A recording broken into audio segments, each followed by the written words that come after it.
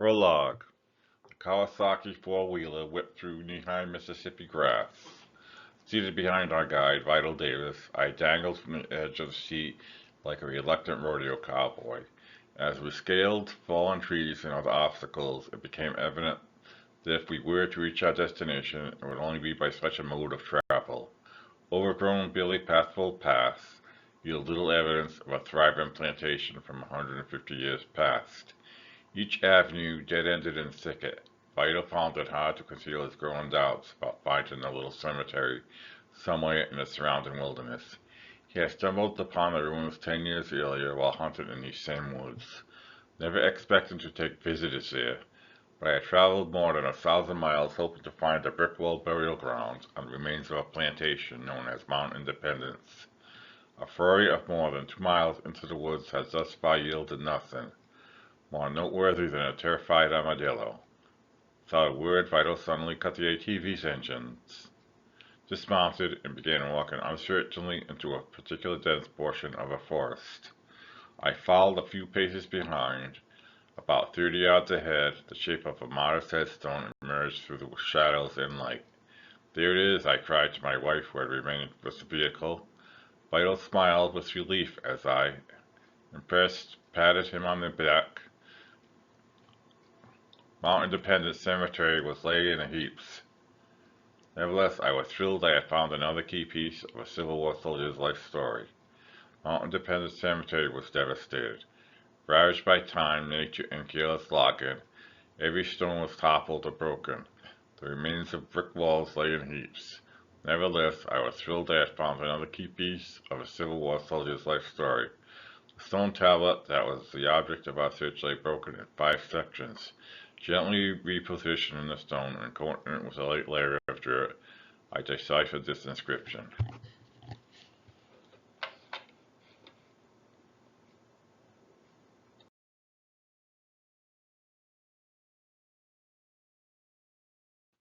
The monument was erected by W.D. Postlethwaite to the memory of his beloved wife Susan, who departed this life on the 10th of September A.D. 1835, aged 21 years, 4 months and 4 days. It said, "The loveliest in this world of sadness are destined to decay. The first, and those whose fate seems woven of gladness, are mournful victims of the worst. Though she like roses, rudely torn in graceful fragrance from their stem, blossomed like her emblems of a morn, and crushed and withered like them." The young wife of William Dunbar Postlethwaite had died 6 days after giving birth to her second child, Susan. Little Susan's life was spanned a gold rush in the West, a civil war, Reconstruction, and the advent of the automobile, long after the days of King Cotton and the grandeur of plantation life had become distant memories. Susan would live her last days alone at the plantation her father had built for her mother. She was a true steel magnolia.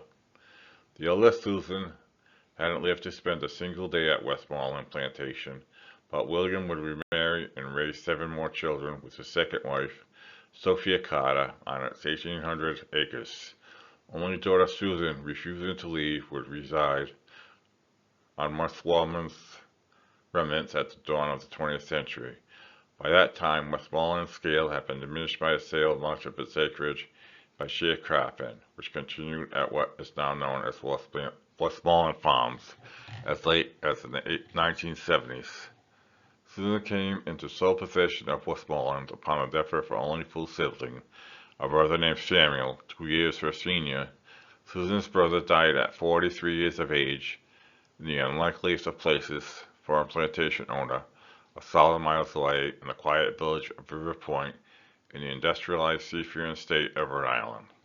Samuel Postlethwaite's grave had been marked by a simple stone bearing the inscription, SP. This tiny monument did not survive the years, but in 1995, 12 decades after Sam Postlethwaite's death, 100 people would convene at the mansion of Rhode Island's Civil War governor to honor him. A nearly forgotten soldier, a lost soul sadly symbolic of so many soldiers whose deeds and sacrifices have been forgotten, was finally to have his dignity restored, with a marked grave. This is Sam's story, the story of the scores of people who put differences and came together as Americans to rally on his behalf.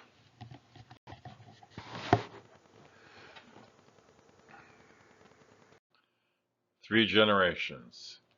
In 1991, on a frozen Sunday afternoon, I began to contemplate where I might vacation, if someone were kind enough to Sunday return.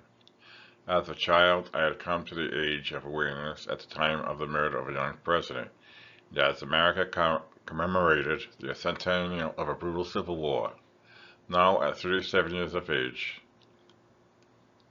it occurred to me that although I had explored Europe and the west coast of the United States extensively, I had never ventured south of Washington, D.C. My intention was to tour several battlefields of the American Civil War. Limited to 2 weeks, I decided to visit a local library to research the sites I wanted to see and plan the most efficient travel route. This casual visit to the library was an inadvertent first step in unraveling a complex and compelling story. One book in the library's Civil War collection suited my needs perfectly. It was a detailed state-by-state guide to the Civil War published in the early 1960s. I began by glancing through the Rhode Island section of the book and was struck by a particular reference that seemed completely out of place. Greenwood Cemetery has the grave of a Confederate soldier, Samuel Postlethwaite. At present, the grave site has been unmarked stone to the right of the William Rogers greenstone. A Confederate? Was he a Rhode Islander? Why was his grave marked in such an undignified manner? Out of simple curiosity, I decided to visit the cemetery and see the humble grave for myself. The cemetery was much larger than I had expected, and finding the stone of William Rogers Green seemed hopeless in the gathering darkness.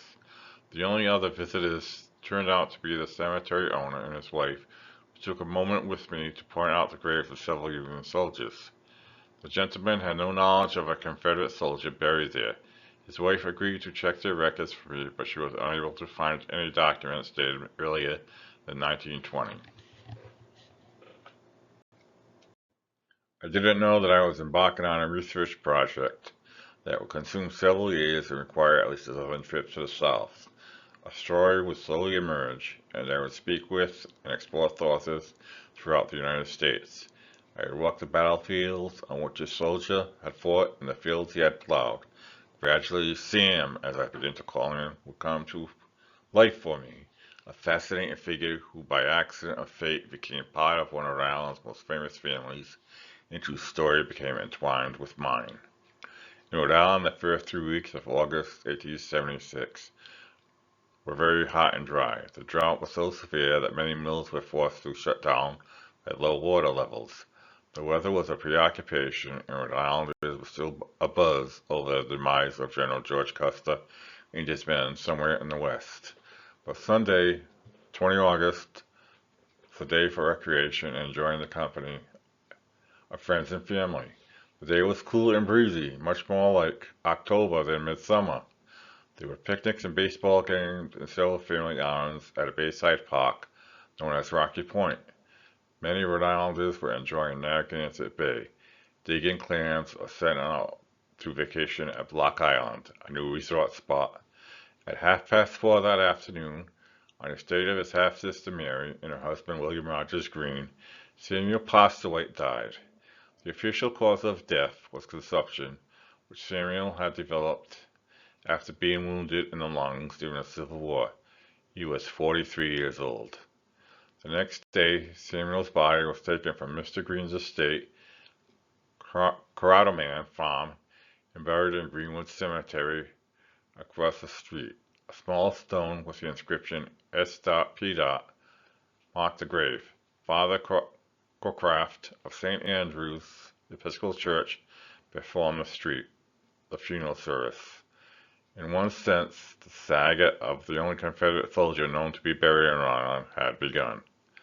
As late as 1876, many Rhode Island men were still suffering and dying from the wounds they had received a decade earlier.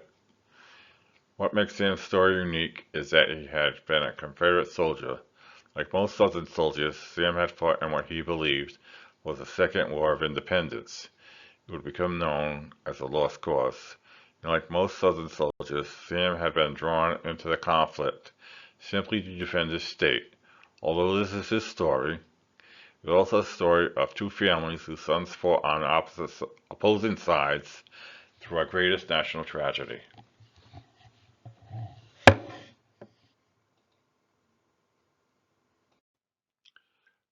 Three generations, the Greens and the Postlethwaites. In the early 1700s, the Green family was already a force in Rhode Island. Business and politics would play a prominent role in the coming war for independence. The Greens had produced two of the colony's governors and one of the state's founding fathers.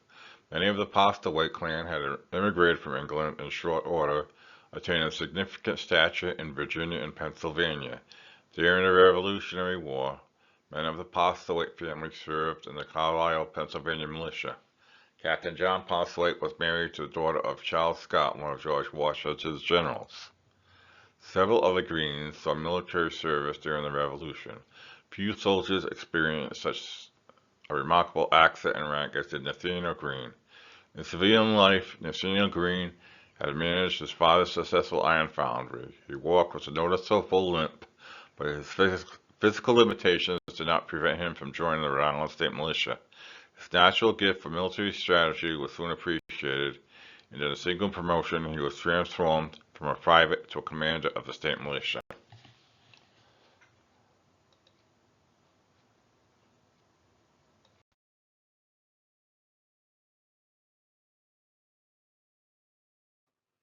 At the dawn of the 19th century, the region that would later become Mississippi was governed by Spain.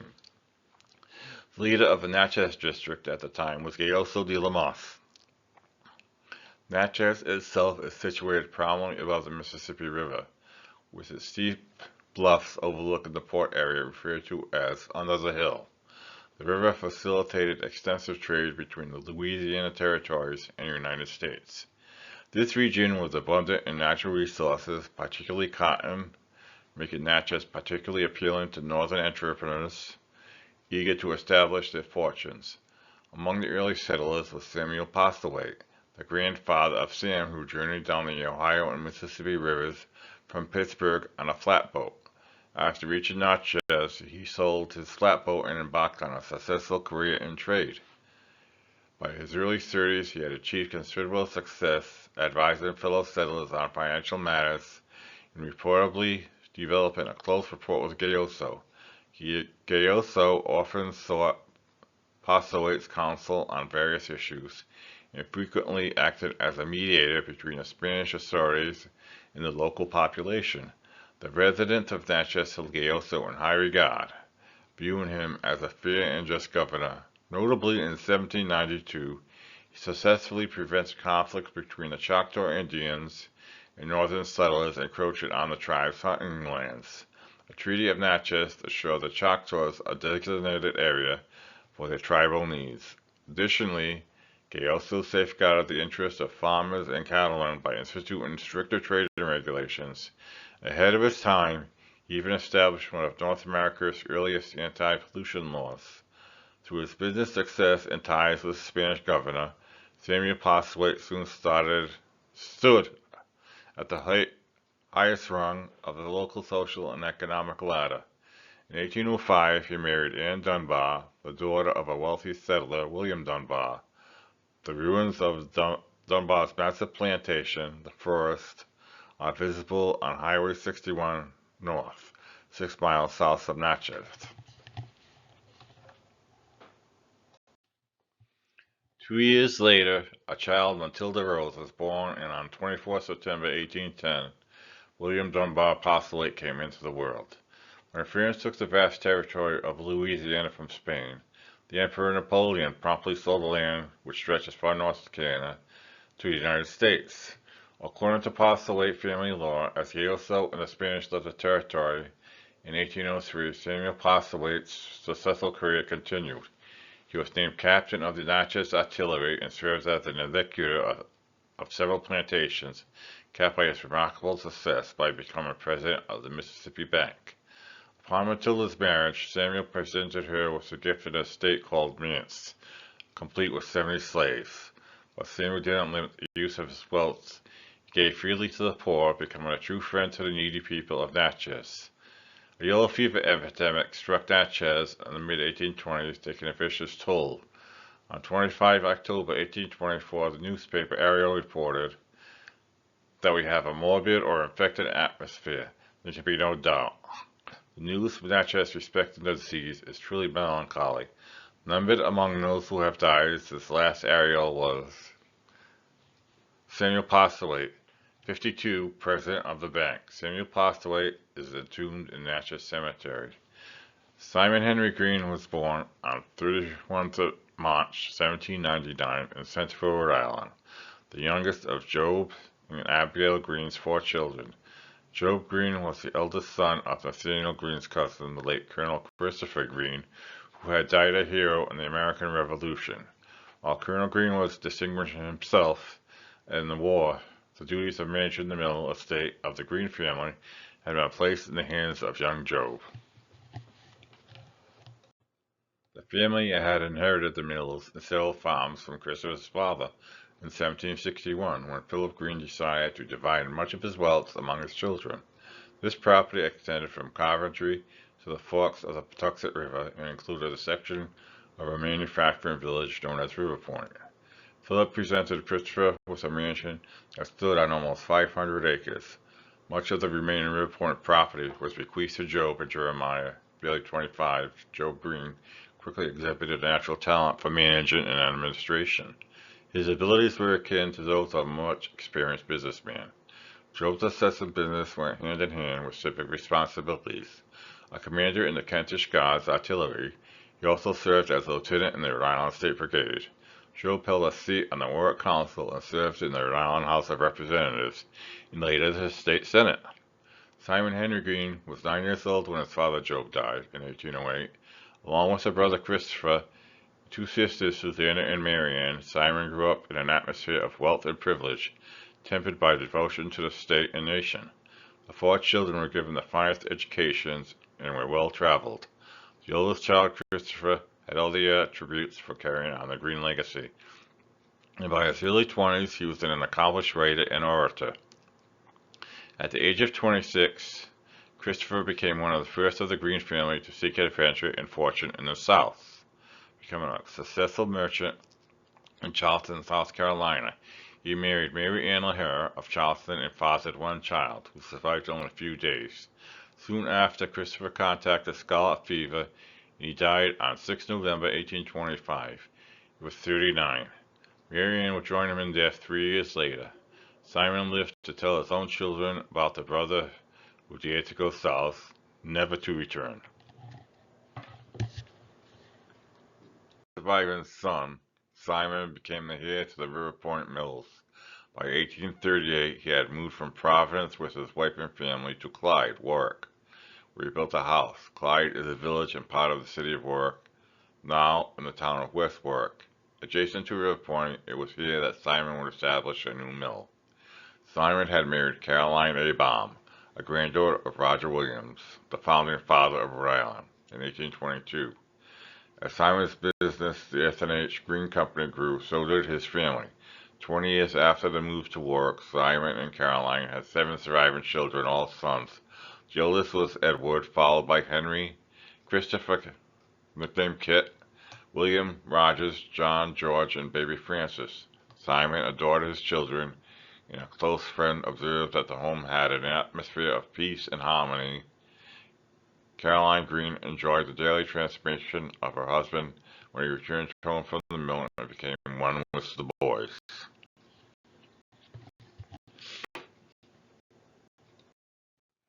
The National Fuse, Chapter 2. Smitten by curiosity, I returned to Greenwood Cemetery the next weekend, and this time found the grave of William Rogers Green with relative ease, but to its right, where the Confederate soldier was supposed to be buried, there was no sign of a marker. I decided to call the author of the guidebook that had led me to the cemetery. Speaking from her home in Chicago, the author explained that she had lost many of her records and had forgotten how she had heard of the grave. Not long after our conversation, another Rhode Islander, at my request, wrote to the author inquiring about the grave. I was quite surprised when the author referred the person to me. Sadly, the reference to the grave had been deleted from subsequent editions of the book. I couldn't help but feel that Samuel Postlethwaite had somehow been cheated, and in a sense I felt responsible for him. His very existence had suddenly been denied. It was partly my fault. My curiosity had begun to evolve into a sense of purpose. To me, Sam became symbolic of forgotten soldiers of all wars, a lost soul. As time allowed, I began checking with local historical societies. None of them knew of any Confederate soldier buried in Rhode Island.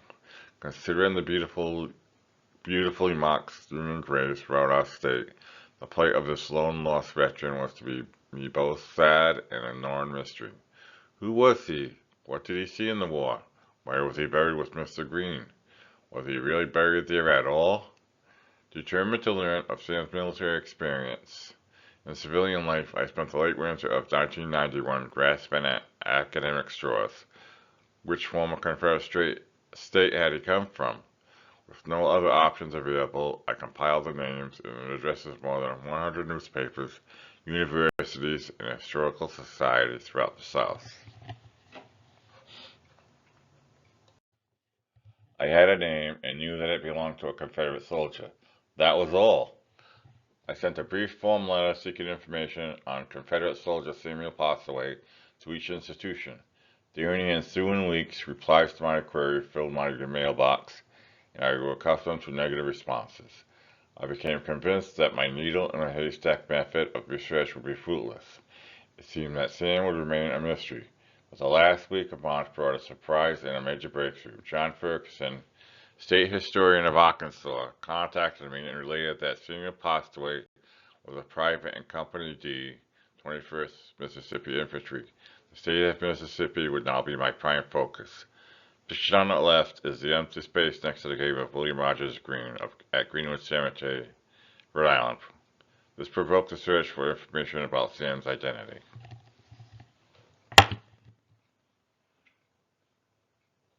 At the beginning of the 1830s, Andrew Jackson was President of the United States. Noah Webster had published the American Dictionary. The first passenger train service in America had begun operating, and Samuel Morse invented the telegraph.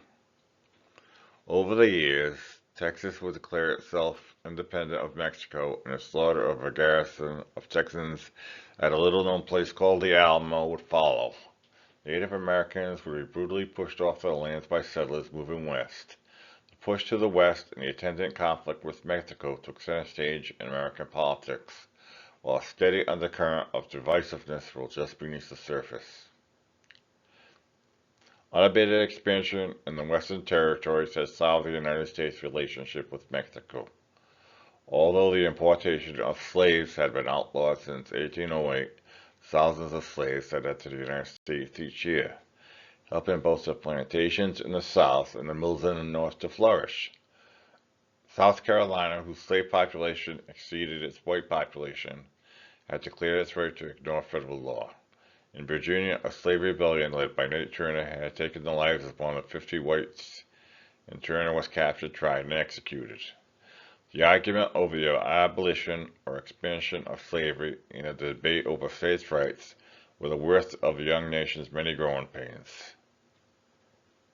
The southern states saw slavery as a key to their economic survival. They feared that as new states were brought into the Union, the power of individual states would be diminished and superseded by federal law, endangering both states' rights and slavery. Slavery existed on a much smaller scale in the North, and the Northern abolitionists were determined to make certain that there would not be an expansion of slavery in the West. By the 1850s, a war with impoverished Mexico had come to a glorious conclusion, producing a slew of heroes, the coronation of the United States as the only major power in the Americas, but the United States paid a high price, the loss of its innocence. In his memoirs, President Ulysses Grant would note the Mexican War was a classic example of a rich, powerful nation shamelessly crushing a smaller, weaker one.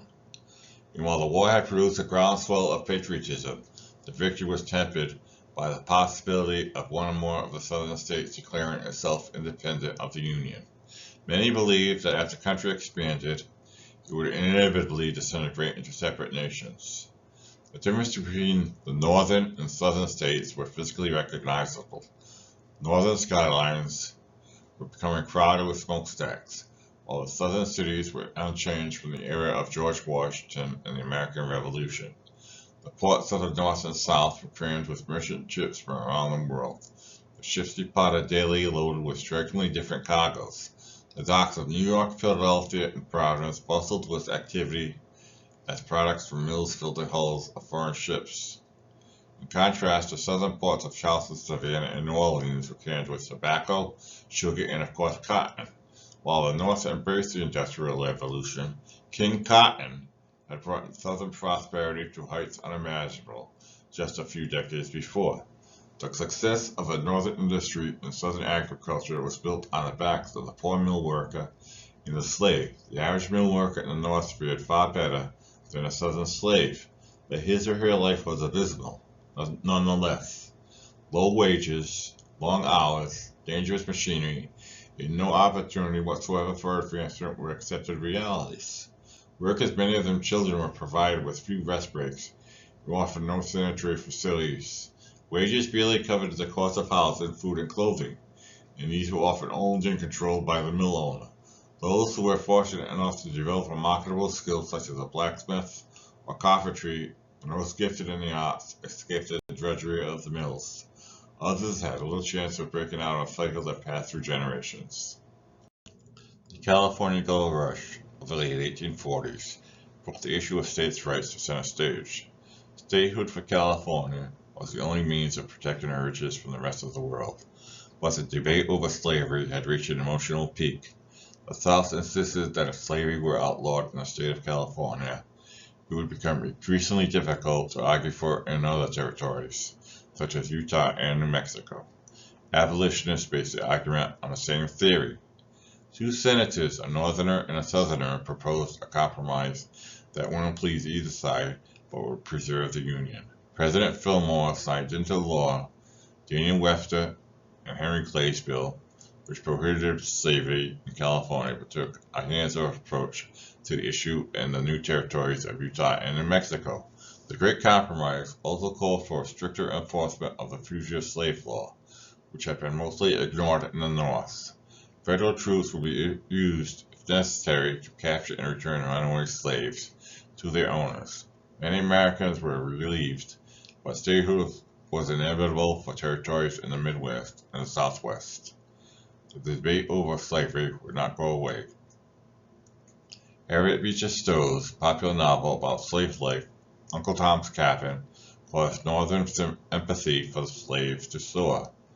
Her book provided the average American with a real glimpse into plantation life, and suddenly everyone had an opinion on slavery.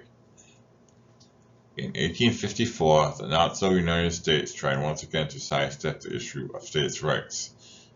With the creators of the Great Compromise gone, the mood in the Senate chamber was foul. The new Senate replaced reason with anger and confrontation. This time, the battleground was Kansas. One of the most powerful figures in the Senate was Stephen Douglas of Illinois, a Northern Democrat and owner of nearly 150 slaves. Worried that a strong decision on slavery in Kansas might have a negative impact on Illinois and possibly hinder the railroad he hoped to build there, Douglas pushed for a new compromise that left the decision of slavery in Kansas and Nebraska up to their settlers. The short-sightedness of this agreement was immediately evident. Many Kansans believed they could settle the question for the entire nation. Pro-slavery men from Missouri began pouring over the border into Kansas and attacking anti-slavery settlements. Fanatical abolitionist John Brown organized a militia in Kansas and led an attack against an encampment of Missourians. The seeds of the American Civil War had been planted. The violence in mid-America even reached the Senate floor when Senator Charles Sumner of Massachusetts was nearly beaten to death by a colleague from South Carolina named Preston Brooks. 2 days earlier, during a passionate discourse on the evils of slavery, Sumner had insulted a senator from South Carolina who wasn't present. Brooks blew Ginger Simmer with his cane, and several witnesses claimed that the brilliant, intimidating figure of William Barksdale of Mississippi prevented anyone from intervening. Others claimed that Barksdale had played no part in this incident, but he would play a role in the events that followed.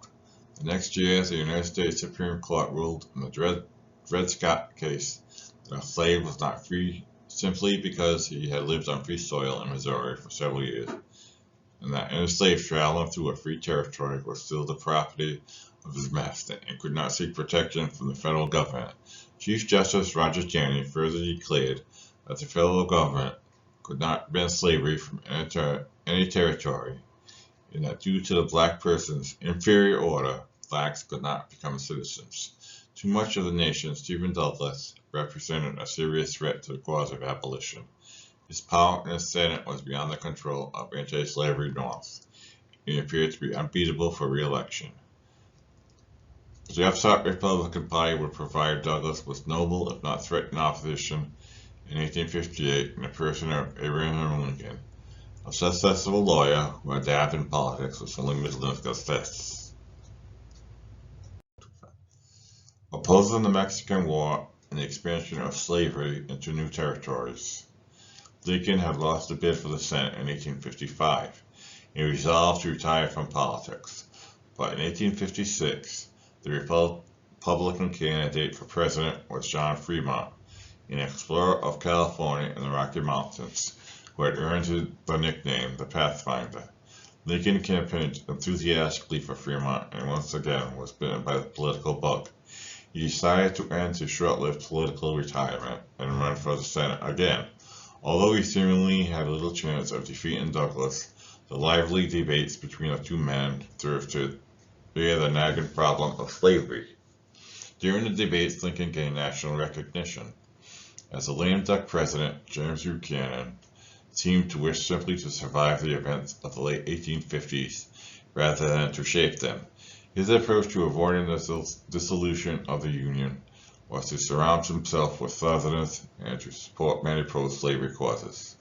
This opposition angered Republicans and many other Americans who believed that the slavery question needed to be addressed before the violence seen in Kansas engulfed the country. With every new crisis, each more dangerous than the last, Buchanan did virtually nothing. He seemed determined not to let anything prevent him from enjoying the remainder of his presidency. The name John Brown, which became synonymous with the anti-slavery movement 3 years earlier, when Brown and his sons murdered 5 pro-slavery men, captured the national spotlight once again in October 1859. Outraged by the Supreme Court's fugitive slave ruling, Brown believed that slaves could only escape their bondage through violent uprisings against their owners. To set an example, Brown led a small contingent of men, including 5 blacks, to Harper's Ferry, Virginia, where they seized a federal arsenal and planned to distribute arms to the local slave population. Fearing retribution from their owners, and for the most part unaware of what was taking place, the slaves of Harper's Ferry failed to respond, but the local white population did respond, and in great numbers. In the ensuing battle, 2 of Brown's sons were killed and a black man was mutilated by the angry mob. At this time, Buchanan did act. He ordered a unit of Marines commanded by Colonel Robert E. Lee to Harper's Ferry. Lee and his men overpowered Brown, who had lost half of his force, and delivered him to Virginia authorities. He was swiftly tried and convicted, and 6 weeks after the raid, hanged. The execution was a spectacle, and the newly formed Virginia 1st Militia was present as a show of the state's strength. A man named John Wilkes Booth joined the unit, ensuring that he would get a view of the event. Before his death, Brown predicted that the sins of the nation could only be purged with blood. Talk of secession was heating up in some of the southern states. In addition to the issues of slavery and states' rights, there were many cultural differences known as the South's bonds to the North. Although many southern men vehemently opposed secession, their first loyalty remained with their states, regardless of the state status in the Union. As early as 1851, Mississippi had rivaled South Carolina as leader of the states' rights movement. Nevertheless, Union loyalty prevailed when Jefferson Davis was defeated by pro-Union Henry Foote in the race for governor that year. Relations with the North became further strained, however, when Northern leaders insisted that the right of secession was prohibited by the Constitution. A line had been drawn. Despite the federal government's hard line on secession, the policy was essentially toothless. Most states had a militia of some sort, but the United States Army barely existed, totaling a mere 20,000 men. The southern states had no army at all. This peculiar military situation made it easy for each side to bluster and threaten as though it had a massive army behind it. Few could foresee these imaginary armies becoming reality. In command of the United States Army was Lieutenant General Winfield Scott. Scott had been a national hero in the Mexican War, but by the late 1850s he was a shell of his former self. Obese, in his 70s, and suffering from chronic diarrhea, he was a vision of rumored magnificence. In a crisis, he might need to be replaced. Despite his experience, President Buchanan sought Scott's counsel, but Buchanan preferred to let the next election decide policy. In 1860, the road to the White House was unlike any election before or since. The Democratic Party was paralyzed over the slavery issue, while the Republicans stood united against slavery, stopped short of calling for its abolition. The Democrats fielded two candidates, pro-slavery John Breckinridge of Kentucky and Stephen Douglas, whose platform promised self-determination for the new territories. So split were the Democrats that they held two separate conventions, each claiming to spawn the real nominee. But both conventions were so heated that the survival of the party itself was in doubt. Still, the Democrats hoped that even as the divided party, they could defeat any Republican challenger who would have no chance of carrying the South. The scene became even murkier when a fourth party, the Know-Nothings, entered the race, offered a conservative alternate, John Bell of Tennessee. The Republicans held a convention in Chicago. Rhode Island delegate Simon Green voted for Salem Chase on the first ballot and later cast a vote for Abraham Lincoln. When the general election ballots were in, Abraham Lincoln could claim only 40% of the popular vote, but he had won a clear majority of the electoral vote. He had carried every free state except New Jersey. The North had given Lincoln a mandate on slavery. The South determined that the new president was undoubtedly his nemesis. As his running mate, Lincoln had selected Hannibal Hamlin of Maine. Hamlin's dark complexion led many to suspect that he was a mulatto, which only added fuel to the already boiling on slavery debate. Lincoln's election terrified many in the South. South Carolina began preparing for secession from the Union. In Sunflower County, Mississippi, successful businessman Benjamin Humphreys, concerned for his state, caused him to begin organizing local militia companies.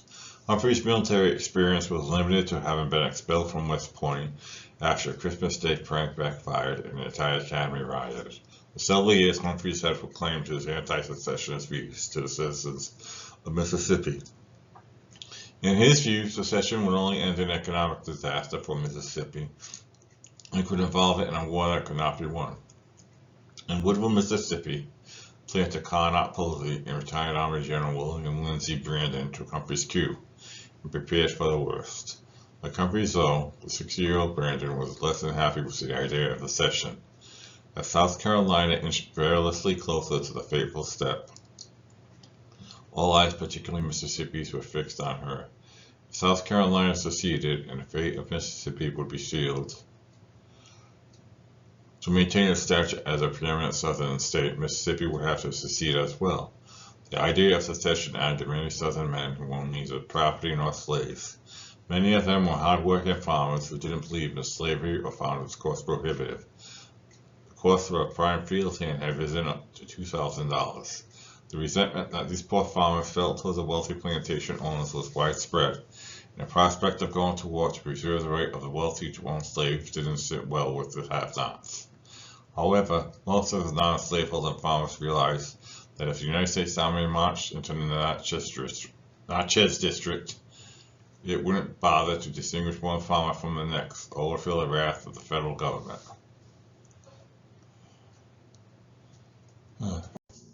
Natchez District encompassed 3 Louisiana parishes and 5 Mississippi counties from Vicksburg to Woodville. It produced about 1/10, 400,000 bales per year of all the cotton grown in the United States. Even an armchair general could see that if the growing crisis deteriorated into war, the federal government would attempt to destroy King Cotton. Throughout the South, the scene was much the same. Men who had not joined the militias were arming themselves and making arrangements to hide their livestock and valuables in case of an invasion. Rumors circulated and allegiances were challenged as the tension increased.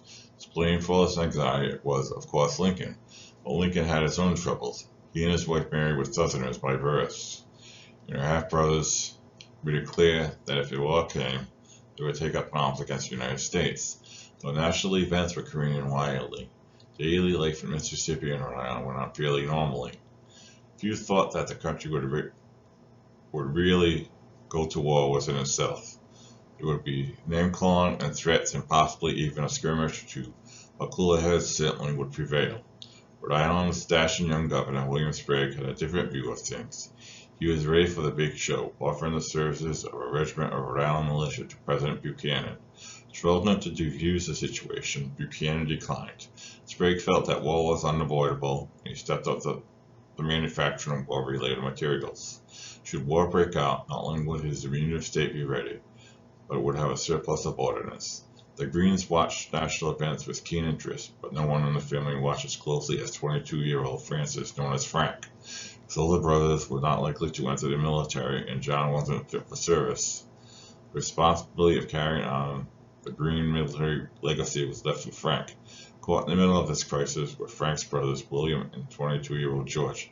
They had spent 5 years in the South, establishing a successful business, and he was determined that the W.I. Green Company would weather the coming storm. At Westmoreland, the story was much the same. 26-year-old Sam was indispensable to the overseeing of the plantation. Brother Will, a man 15, was neither old enough for the military nor mature enough to assume Sam's duties, should he be called away. Their father, William, at 50, was hardly in a position to join the army. He had a wife and 7 daughters to look out for, but in spite of the hardship it meant for the family, both brothers were willing to serve if necessary. Even as late as November, before Lincoln's inauguration, there seemed plenty of time for a diplomatic solution. Although patriotism suffused men, North and South, the prospect of actual war was more a romantic notion than a reality. The prevailing belief in the South was that the North certainly wasn't willing to sacrifice their sons to preserve the Union. Conversely, Northerners were convinced that the South wouldn't dare stand up to Northern industry, as it turned out weapons of war. Sam, Will, and Frank pondered their futures, but like millions of other Americans, the events of the next 3 months would go well beyond anything they could imagine. The spot. Like Jefferson Davis and Abraham Lincoln, Major Robert Anderson of the United States Army was a Kentuckian by birth. But unlike Davis and Lincoln, Anderson had never left his native state. Although Anderson owned slaves and loved the South, his loyalty to the United States was above question. Ironically, his father had been a military man who commanded Fort Moultrie, Charleston Harbor, South Carolina, and unsuccessfully defended the fort against the British in 1779, becoming a prisoner of war. Major Anderson embodied the nation's frustration as it wrestled with its loyalties. Fate would have it that he would inherit the same command as his father. He too would not relinquish it without a fight. Until the recent turmoil, Fort Moultrie had been a wonderful assignment. The locals were friendly, and Charleston had the best the South could offer. Restaurants, theaters, and parties provide plenty of social life for Anderson's 70 officers and men. The atmosphere was so pleasant, in fact, that many of the men had brought their families to Charleston.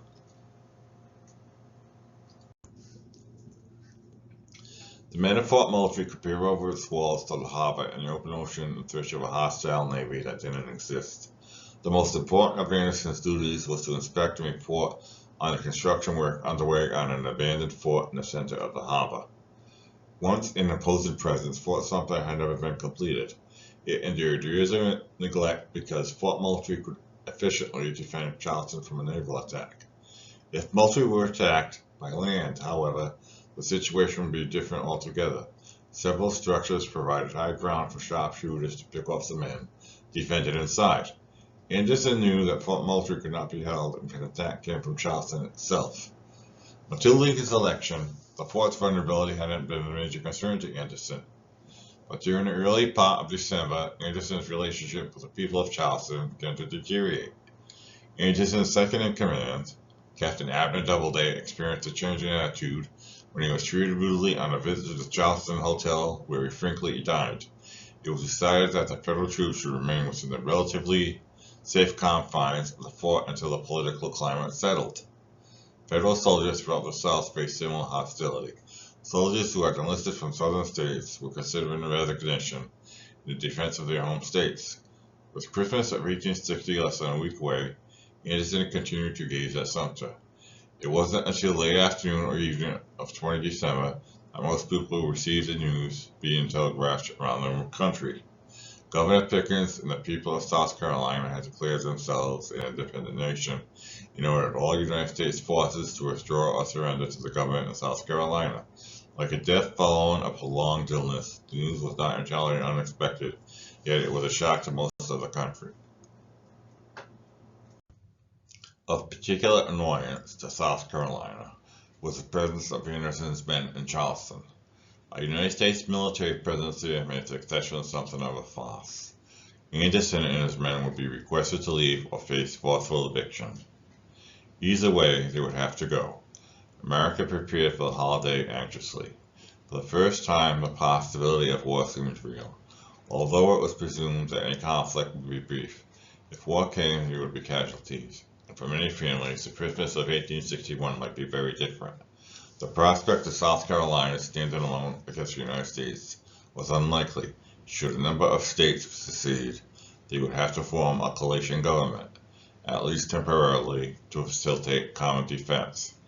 In Vicksburg, Mississippi, United States Senator Jefferson Davis had much on his mind.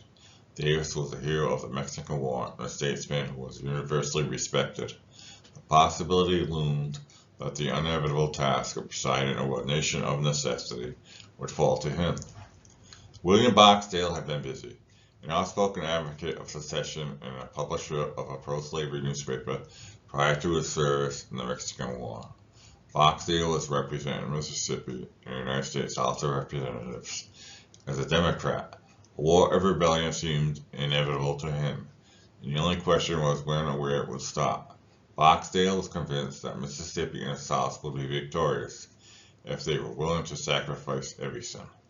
Major Anderson and his men prepared for a siege, though it was obvious that they could put up a little more than token resistance from Fort Moultrie. Anderson awaited instructions from Washington. Buchanan hoped to ride out the last few weeks of his presidency, remain passive, though it was clear that the nation was coming apart at the seams. Journalists around the world wrote about Anderson and his men with morbid fascination.